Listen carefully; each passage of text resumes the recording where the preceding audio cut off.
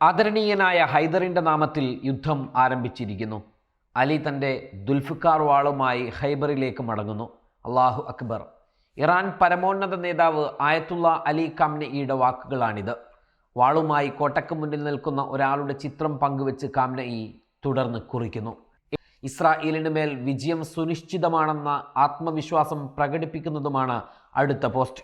അള്ളാഹുവിൻ്റെ സഹായവും ആസന്നമായ വിജയവും ഉണ്ടാവട്ടെ എന്ന ഖുർആൻ വചനം ആ പോസ്റ്റിലുണ്ട്.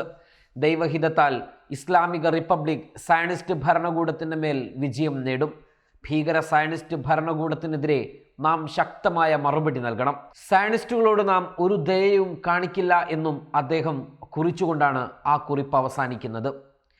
അങ്ങനെ യുദ്ധകാഹളം മുഴങ്ങിയിരിക്കുന്നു.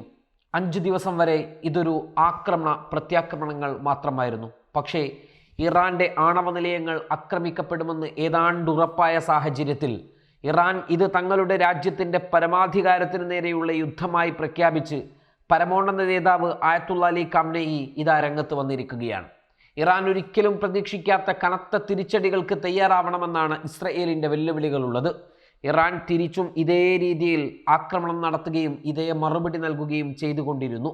ഇനി വാക്കല്ല, പ്രവൃത്തിയാണെന്ന് ഇരുകൂട്ടരും പറയുമ്പോൾ ഇരുപക്ഷവും പുതിയ ആയുധങ്ങളും തന്ത്രങ്ങളും പുറത്തെടുക്കുകയാണ്. കഴിഞ്ഞ ദിവസം നമ്മൾ പറഞ്ഞിരുന്നു യുദ്ധം 2ാം ഘട്ടത്തിലേക്ക് കടക്കാൻ പോവുകയാണ് എന്ന്. അത് അച്ചട്ട് പ്രാവർത്തികമാകുന്ന തരത്തിലാണ് ഖാംനഈയുടെ പ്രഖ്യാപനവും അമേരിക്കയുടെ ഇസ്രയേലിൻ്റെ ബോംബർ വിമാനങ്ങളെ സഹായിക്കുവാനുള്ള പദ്ധതികൾ അണിയറയിൽ നടന്നുകൊണ്ടിരിക്കുന്നതിൻ്റെ പ്രത്യക്ഷമായ സൂചനകളുമെല്ലാം. ഇറാനെ ആക്രമിക്കാൻ ഞങ്ങളുണ്ടാവില്ല, വേണമെങ്കിൽ ഇസ്രയേൽ സ്വന്തക്ക് നടത്തിക്കോളൂ എന്നാണ് ആദ്യം അമേരിക്കൻ പ്രസിഡന്റ് ഡൊണാൾഡ് ട്രംപ് പറഞ്ഞിരുന്നത്. അവിടെ നിന്നും ഇറാൻ പരമോന്നത നേതാവിനോട് ഉടൻ കീഴടങ്ങണമെന്ന ഭീഷണിക്കും ഇറാന്റെ ആകാശം ഞങ്ങളുടെ വ്യോമ സംവിധാനങ്ങളുടെ കീഴിലാണെന്ന് പറയാനും ഖാംനഈ എവിടെയാണ് ഒളിച്ചിരിക്കുന്നത് എന്ന് ഞങ്ങൾക്കറിയാമെന്നും ഇപ്പോൾ ഞങ്ങൾ ഖാംനഈയെ വധിക്കില്ല എന്ന ഭീഷണികളുമെല്ലാം ട്രംപ് മുഴക്കി. എന്നാൽ ട്രംപിൻ്റെ ഭീഷണികൾക്ക് മുൻപിൽ പതറാത്ത ഖാംനഈ ഇനി ആണവ കരാറിൽ ഒപ്പുവെക്കില്ലെന്നും ഇത് യുദ്ധമായി ഇറാൻ കാണുന്നുവെന്നും പ്രഖ്യാപിച്ച് രംഗത്ത് വരുന്നതാണ് നമ്മൾ കണ്ടത്. ഖാംനഈയുടെ മറ്റൊരു പ്രസംഗവും ഇപ്പോൾ ചർച്ചാ വിഷയമാണ്. അതിലെ വാക്കുകൾ ഇങ്ങനെയാണ്: എൻ്റെ ശരീരത്തിന് വലിയ വിലയില്ല, എൻ്റെ ജീവിതത്തിനൊരു പ്രാധാന്യവുമില്ല. അവർ എന്നെ കൊന്നാലും ഹുസൈൻ്റെ തത്വങ്ങളിൽ നിങ്ങൾ ഉറച്ചു നിൽക്കുന്നിടത്തോളം കാലം അത് ഞങ്ങളുടെ നഷ്ടമായി കണക്കാക്കരുത്. സ്വേച്ഛാധിപതികൾക്ക് മുൻപിലും അധികാരത്തിനും അത്യാഗ്രഹത്തിനു മുൻപിലും ഇമാം ഹുസൈൻ്റെ ആദർശങ്ങൾ ഉയർത്തിപ്പിടിക്കുന്നതുവരെയും നമ്മൾ ഈ യുദ്ധം ജയിച്ചു കൊണ്ടിരിക്കുമെന്ന് തൻ്റെ ഷിയ അനുയായികളോട് അദ്ദേഹം ഉണർത്തുന്നുണ്ട്. തനിക്കെതിരെ വധശ്രമം നടക്കുന്നുണ്ടെന്ന വിവരങ്ങളുടെ പശ്ചാത്തലത്തിൽ കൂടിയായിരുന്നു അദ്ദേഹത്തിൻ്റെ ഈ പ്രസംഗം എന്നതും ശ്രദ്ധേയമാണ്. ഇതോടൊപ്പം തന്നെ ചേർത്ത് വായിക്കേണ്ട മറ്റൊരു പ്രസംഗം കഴിഞ്ഞ ദിവസം രാത്രിയിൽ ഇറാനിയൻ സായുധ സേനാ മേധാവി അമീർ മുസാവി നടത്തിയ പ്രസംഗമാണ്. സൈനിക ലക്ഷ്യങ്ങൾ എന്ന വ്യാജേനെ ആക്രമണാത്മകമായ ഒരു നടപടിയിലൂടെ സയനിസ്റ്റ് ഭരണകൂടം ഇറാനിലെ ജനങ്ങളെ, സ്ത്രീകൾ, കുട്ടികൾ, പ്രായമായവർ എന്നിവരെയെല്ലാം ആക്രമിച്ചു. എല്ലാ അംഗീകൃത അന്താരാഷ്ട്ര നിയമങ്ങളും അവഗണിച്ചുകൊണ്ട് ഗാസയിലും ലബനനിലും ഏകദേശം 300 പത്രപ്രവർത്തകരെ കൊലപ്പെടുത്തുന്നത് തുടരുന്ന അവർ സത്യത്തിന്റെ ശബ്ദം നിശബ്ദമാക്കാൻ ഇസ്ലാമിക് റിപ്പബ്ലിക് ഓഫ് ഇറാൻ ബ്രോഡ്കാസ്റ്റിംഗിന്റെ മാധ്യമ പ്രൊഫഷണലുകൾക്കെതിരെ ക്രൂരമായ ആക്രമണം അഴിച്ചുവിട്ടു.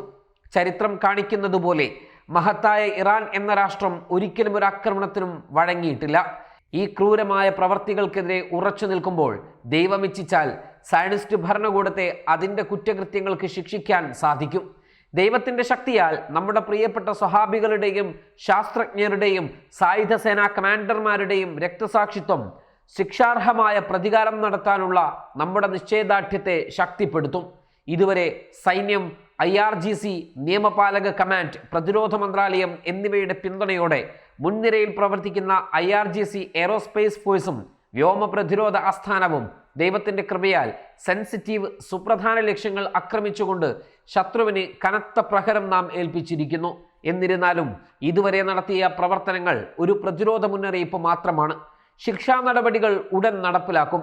അതിനാൽ അധിനിവേശ പ്രദേശങ്ങളിലെ നിവാസികൾക്ക്, പ്രത്യേകിച്ച് ടെല്ലവീവ്, ഹൈഫ എന്നിവിടങ്ങളിലെ നിവാസികൾക്ക് നെതന്യാഹുവിൻ്റെ മൃഗീയ മോഹങ്ങൾക്ക് സ്വയം ബലിയർപ്പിക്കാതെ ജീവൻ രക്ഷിക്കാൻ ഈ പ്രദേശങ്ങൾ വിടാൻ ഞങ്ങൾ ശക്തമായി മുന്നറിയിപ്പ് നൽകുന്നു. ലോകത്തിലെ സ്വതന്ത്രരായ ജനങ്ങൾക്ക് ഉറപ്പുണ്ടായിരിക്കട്ടെ, സായുധ സേനയുടെ നേതൃത്വത്തിൽ ഇറാൻ എന്ന മഹത്തായ രാഷ്ട്രം രക്തസാക്ഷികളുടെ രക്തത്തിന് പ്രതികാരം ചെയ്യും. ദൈവം അനുവദിച്ചാൽ അവൻ്റെ ശക്തിയാൽ എന്ന് പ്രസ്താവിച്ചുകൊണ്ടാണ് അദ്ദേഹത്തിൻ്റെ പ്രസംഗം അവസാനിക്കുന്നത്. തത്വത്തിൽ ഇറാൻ ഈ ആക്രമണ പ്രത്യാക്രമണങ്ങളുടെ 5 ദിവസത്തെ അതിജീവനത്തിന് ശേഷം യുദ്ധമായി ഇറാൻ പ്രഖ്യാപിച്ച സാഹചര്യത്തിൽ ഇനി എന്തെല്ലാം ലോകത്ത് നടക്കും എന്നതാണ് നമ്മൾ കാത്തിരിക്കുന്നത്. waytonikah.com, the exclusive Muslim matrimonial site.